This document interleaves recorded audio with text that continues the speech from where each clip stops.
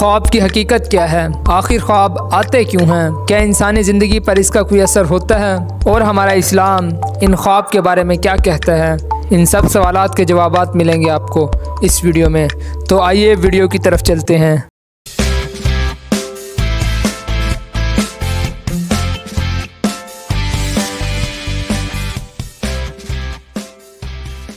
अस्सलामुअलैकुम, वेलकम करते हैं आपको हमारे चैनल ब्यूटी ऑफ इस्लाम 313 पर, जहां पर आपको मुख्तलिफ तरह की इंफॉर्मेटिव वीडियोस मिलती रहती हैं। अगर आप चैनल पर नए हैं तो चैनल को सब्सक्राइब कर लें और वीडियो को लाइक कर दें। आज की वीडियो भी हर इंसान के लिए पुरअसरार है, क्योंकि जब से बाबा आदम अलैहिस्सलाम इस दुनिया पर उतरे तब से लेकर आने वाले हर इंसान के लिए ख्वाब ज़िंदगी का बहुत ही ज़्यादा इम्पोर्टेंट रोल रहा है। हर इंसान सोता है तो उसे मुख्तलिफ तरह के ख्वाब दिखाई देते हैं। तो जितनी भी अभी तक कौमें आई, सबके अलग अलग नज़रियात थे इन ख्वाब के बारे में कि आखिर ख्वाब होता क्या है। उन कौमों के नज़रियात आपके साथ शेयर करते हैं कि आखिर ख्वाब के बारे में उनके नज़रियात क्या थे।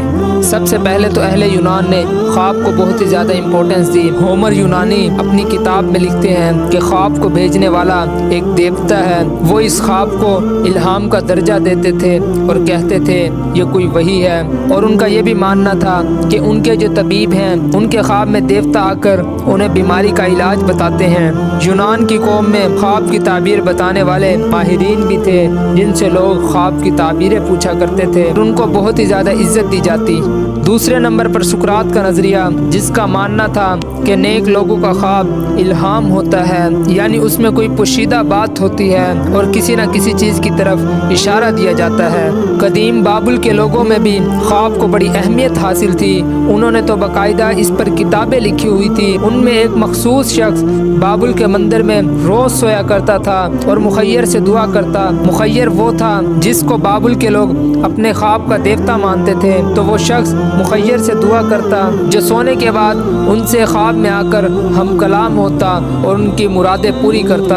अगर कदीमे मिस्र के लोगों की बात की जाए तो उनके यहाँ भी ख्वाब को बहुत ही ज़्यादा दर्जा हासिल था। उनकी कौम में जादू के ज़रिए ख्वाब को देखना बहुत ही मकबूल अमल था। मिस्र के जो फिरौने वक्त थे वो ख्वाब में जाकर अपने देवताओं से मदद लिया करते थे। उनके महल्लात में ऐसे कमरे थे जिनको वो ड्रीम रूम कहा करते थे, जहाँ जाकर उनके बादशाह सोते और अपने देवता से मशवरा करते।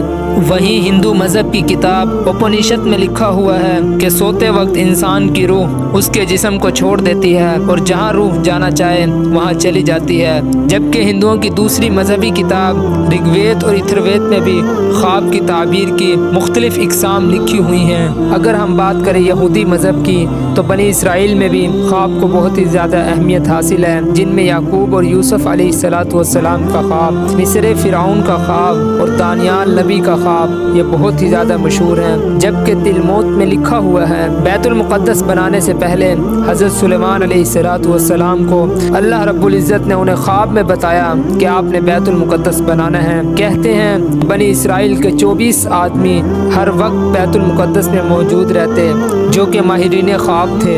यहूदी फ़िरके की एक शाख जिन्हें कबालिस्ट कहा जाता है और जिन्हें कबाला का जादू आता है, उनकी किताबों में ख्वाब को एक तस्वीर से शाया किया जाता है, जिसमें एक छोटा सा गोल दायरा होता है और उसके बैरून में 14 गोल दायरे लगाए जाते हैं। बैरून दायरे से लेकर अंदरून दायरे तक एक लंबी लाइन छोड़ी जाती है, जिसको वो जाहिर करते हैं कि बंदे से अल्लाह का राब्ता अगर डायरेक्ट हो सकता है तो वो सिर्फ़ और सिर्फ ख्वाब के ज़रिए हो सकता है। अगर हम बात करें अपने प्यारे दीन इस्लाम की तो कुरान पाक में कुल 8 ख्वाब बयान हुए हैं, जिसमें हज़रत यूसुफ अलैहिस्सलाम के ख्वाब का वाक़या बहुत ही ज़्यादा तफसीलन बयान हुआ है। जबकि रसूलुल्लाह सल्लल्लाहु अलैहि वसल्लम ने इरशाद फरमाया, मेरे बाद नबूवत ख़त्म हो गई लेकिन बशारतें जारी रहेंगी। तो सहाबा इकराम रिज़वानुल्लाहि अलैहिम अजमईन ने पूछा कि ए अल्लाह के रसूल, ये बशारतें कैसे आएंगी? तो आप अलैहिस्सलाम ने फरमाया ख्वाब के ज़रिए, यानी नेक ख्वाब एक बशारत है, अगर इंसान अपने लिए खुद देखे या उसके लिए कोई और देखे। अहादीस नबी सल्लल्लाहु अलैहि वसल्लम की रोशनी में ख्वाब 3 तरह के होते हैं। पहला ख्वाब वो होता है जो शैतान मोमिन बंदे को परेशान करने के लिए दिखाता है। दूसरा ख्वाब वो होता है जो इंसान दिन भर अमल करता है, उसके रिलेटेड उसको ख्वाब में कुछ नज़र आता है, वो अच्छा भी हो सकता है बुरा भी हो सकता है। और तीसरा ख्वाब वो होता ہوتا ہے جو اللہ کی طرف سے بندے پر الہام ہوتا ہے اور اللہ کی طرف سے کوئی پیغام ہوتا ہے۔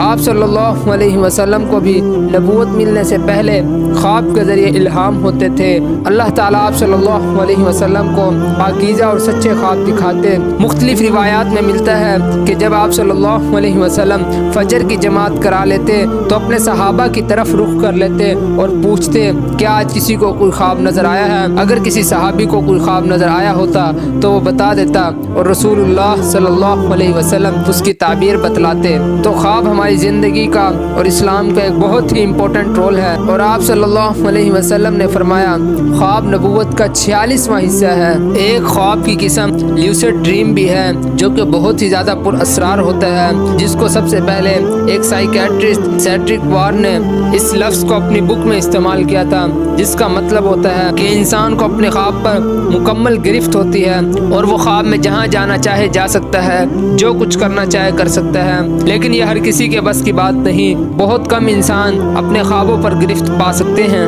اسی لیے اسی ڈریم کے حوالے سے ایک صحابی کا جن کا نام ابو امام باہلی ہے، انہوں نے جب اسلام قبول کیا تو آپ صلی اللہ علیہ وسلم نے فرمایا جاؤ اپنے قبیلے کی طرف جاؤ اور انہیں جا کر اسلام کی دعوت دو۔ جب ابو امام باہلی لمبا سفر کر اپنے قبیلے کے پاس پہنچے تو وہاں کے لوگ کھانا کھا رہے تھے۔ امام باہلی کو انہوں نے خوش آمدید کہا اور کہنے لگے کہ ہم نے سنا ہے کہ تم محمد کے دین کی طرف چلے گئے ہو اور اپنے آباء و اجداد کے دین سے باغی ہو گئے ہو۔ تو ابو امام باہلی نے محمد رسول اللہ صلی اللہ علیہ وسلم کے دین کی کچھ باتیں انہیں بتائی اور انہیں اسلام کی دعوت دی، جس سے وہ بہت ہی زیادہ بیزار ہو گئے اور ابو امام باہلی کو اپنے سے دور کرنے لگے۔ چونکہ ابو امام باہلی بہت ہی زیادہ لمبا سفر کر کے اپنے قبیلے کی طرف گئے تھے تو ان کو بھوک اور پیاس نے ستایا ہوا تھا، تو انہوں نے اپنے قبیلے سے پانی مانگا، لیکن ان کے قبیلے نے پانی دینے سے انکار کر دیا، جس کی وجہ سے ابو امام باہلی ان کے پاس سے اٹھ کر چلے گئے اور ایک ویرانے میں جا کر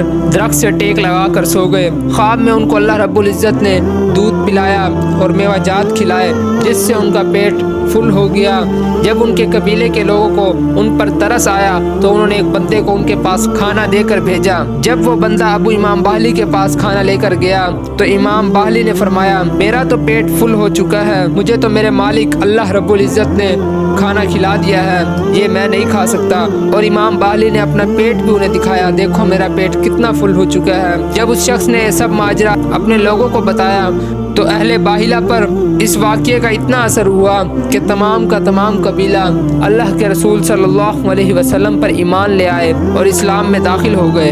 کچھ خواب ایسے ہوتے ہیں جو پوری کی پوری انسانیت پر اثر انداز ہوتے ہیں، جن کی وجہ سے تمام انسانوں کی سوچ بدل جاتی ہے، جیسے کہ ایک مشہور سائنسدان آئنسٹائن نے تھیوری آف ریلیٹیوٹی جو کہ انہوں نے خواب میں دیکھی تھی، اور دوسرے نمبر پر نیوکلیر ٹیسلا جو کہ خود بتاتے ہیں کہ میں نے میتھ کے کئی فارمولے خواب میں دیکھے تھے، اور 1913 میں نیل بوہر کو ایٹم کی دریافت ہوئی، وہ بھی خواب میں ہوئی تھی، یعنی کہ انہیں خواب میں ایٹم کا سٹرکچر نظر آیا تھا، جس پر انہوں نے اٹھ کر ریسرچ کی اور دنیا کو بتایا کہ ایٹم بھی کوئی چیز ہے۔ تو میں امید کرتا ہوں کہ آج کی ویڈیو آپ کو کافی انفارمیٹیو لگی ہوگی۔ اگر پسند آئی ہے تو چینل کو سبسکرائب کر دیں اور ویڈیو کو لائک کر دیں تاکہ ایسے ہی آنے والی ہر ویڈیوز آپ تک پہنچتی رہے، آپ کے علم میں اضافہ ہوتا رہے۔ تو آج کے لیے ہمیں اجازت دیجیے، انشاءاللہ تعالی سانسوں نے وفا کی تو پھر ملاقات ہوگی۔ اللہ حافظ۔